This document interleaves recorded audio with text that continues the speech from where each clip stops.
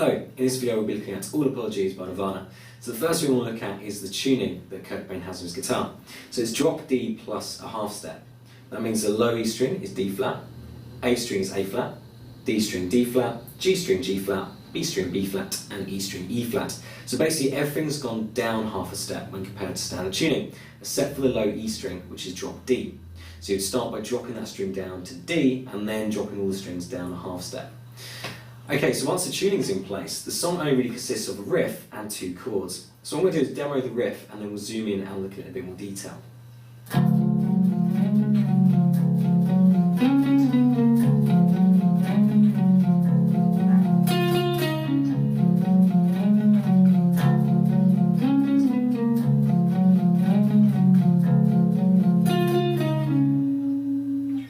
So there's the riff. Now let's zoom in and break it down. The main riff of the song comprises of three smaller riffs, each one starting with the same 4-note little phrase. And that is open E string, which is now tuned to D, but we'll call it E. So open E string. And then we're doing 9, 10, 9. So that's the first little 4-note phrase. Then we're going to slide from 10 to 12,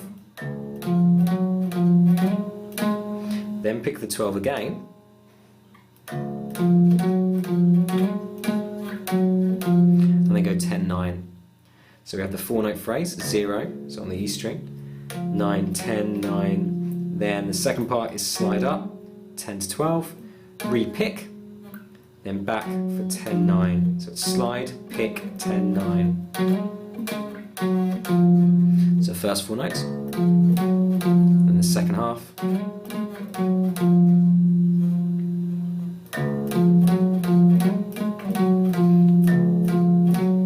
We then repeat that same 4-note phrase, but this time slide up on the D string, re-pick, back for 10, 9. So it's the same frets, we're just doing it on the D string as opposed to the E string.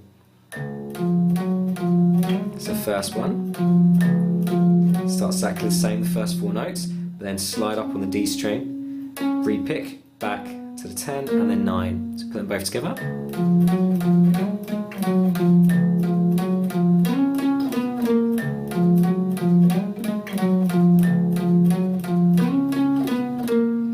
That's basically the verse part. The verse just loops those two riffs around.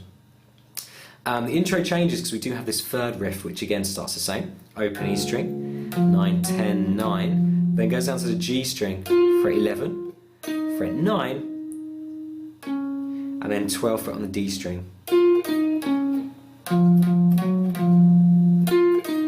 So you put that together, the first 4-note phrase. It does actually double pick the 11, so 11, 11, 9, and 12 on the D. So we have. So that's the third riff, if you like. So the first one was slide along on the A string, same 4 notes, and then slide up on the D string. And then repeat the first little riff again. And then it's first 4 notes, and then G, ending on the D. So you put that all together.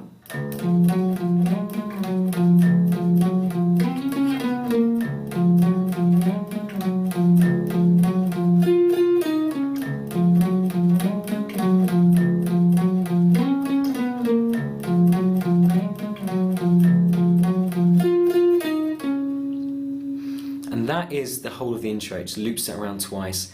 Then the verse is just the first part of that riff, followed by the second.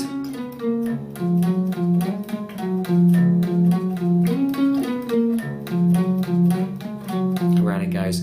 When it comes to the chorus, it does chords, and the chord it plays is an A5 and a G5. The G5 starts us off, and we're just playing or barring the 5th fret. As we're playing power chords, we can just bar the 5th fret now because we're in drop D. We don't have to do the more kind of one you're probably used to playing power chord shape in standard tuning. Because we're playing drop D, we can use 1-finger bars, and we're just barring the 5th fret on the A, D, and G, or the E, A, and D, sorry, on fret 5. That goes on the G power chord. And strumming wise, it's a down, down, down, down, down, down, down, down, down, down, down, down, down, down, down, down, down, down. Down strumming's probably best because it makes it a bit more driving, it's more suited to the kind of rock style. Then we're going to play an A5. So open A string, second fret on the D string, both together. And then that's it.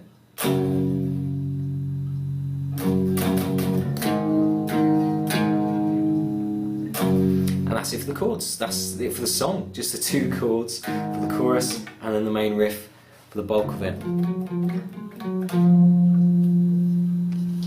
Okay, so now we've got the chords and the main riff, we can look a little bit more at the structure of the song. So as I already said, the intro is just that main riff around twice with the on the end. So twice around that. We then go into the verse, which is just the round and round, just the first two riffs. When we go into the chorus, we then bring in the chords. G5 with that strum pattern down, down, down, down, down, down. You could go down, down, down, up, down if you want to.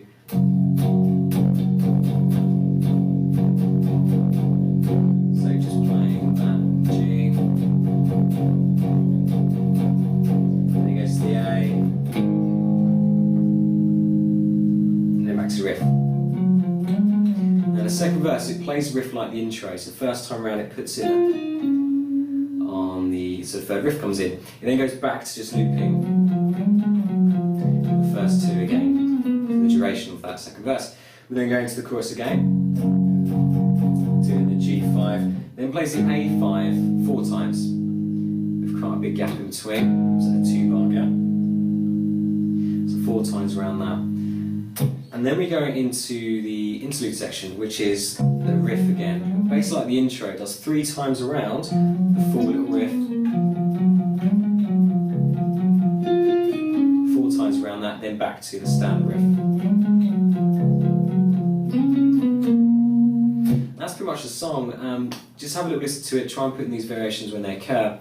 There are a few others which I've missed out, a few extra notes you'll put in here and there, but it really depends how accurately you want to cover it. If you're doing a Nirvana kind of tribute act, then perhaps you want to put these little variations, but if you're just doing it for a bit of fun, then I don't think it really matters. It'll probably be more stress trying to put these extra notes and will kind of kill the song for you, rather than just trying to play those main riffs, and they'll work fine.